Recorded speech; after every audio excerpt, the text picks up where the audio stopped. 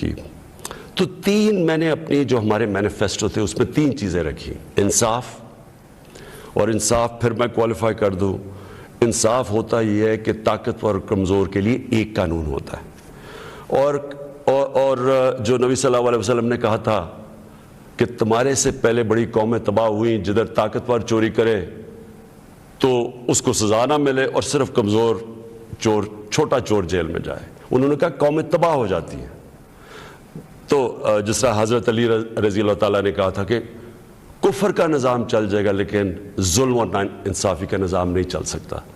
تو یہ بیسس ہے ایک انصاف، اور دوسرا انسانیت، رحم ہوتا ہے ایک اسلامی ریاست میں جو کہ مدینہ کی ریاست میں پہلی فلاحی ریاست بنائی گئی تھی، جو میں بار بار لوگوں کو کہتا ہوں.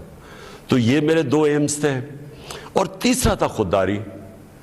ایک مسلمان قوم غلام قوم نہیں بن سکتی. جس قوم کا نعرہ تھا پاکستان کا مطلب کیا، لا الہ الا اللہ. لا الہ الا اللہ کا تو مطلب ہی ہے کہ سوائے اللہ کے آپ کسی کے سامنے نہیں جھکتے. وہ شرک ہے. سب سے بری چیز اللہ کو لگتی ہے کہ جب آپ کسی کو بھی اللہ کی جگہ پہ رکھتے ہیں. تو یہ غلامی جو ہوتی ہے، یہ جب آپ کسی کی بھی پیسے کی غلامی، خوف کی غلامی، یہ سب شرک ہے. کیونکہ لا الہ الا اللہ انسان کو آزاد کرتا ہے. یہ تین تھے میرے آج سے 25 سال پہلے. آپ دیکھیں کہ میں مینیفیسٹو میں یہ تین چیزیں لکھی تھی. مجھے لوگ کہتے ہیں عمران صاحب آپ اسلام کا نام استعمال کرتے ہیں. میں اگر میرے میں اللہ ایمان نہ ڈالتا، میں پولیٹکس میں کیوں آتا؟ جس آدمی کے پاس سب کچھ ہے، مجھے یہ بتائے وہ اپنی زندگی کے 22 سال خرچ کرے گا ایک سٹرگل میں، اور 14 سال تو تھوڑے سے لوگوں کے ساتھ تھا، 14 سال تو مذاق اڑتا تھا میرا. تو میں کیوں پولیٹکس میں اتنی دیر کوشش کی جس کے پاس سب کچھ تھا؟ مجھے اتنے لوگوں نے کہا کہ عمران صاحب آپ کو ضرورت کیا تھی پولیٹکس کی؟ میں یہ سچ آپ کو بتا رہا ہوں. بار بار مجھے لوگ کہتے ہیں آپ کو پولیٹکس میں آنے کی کیا ضرورت تھی؟ یعنی صرف آپ کو ضرورت ہی ہو تو آپ پولیٹکس میں آئیں، آپ کوئی نظریے کے لیے نہ آئیں، کوئی آپ کی بڑی ایمبیشن نہ ہو.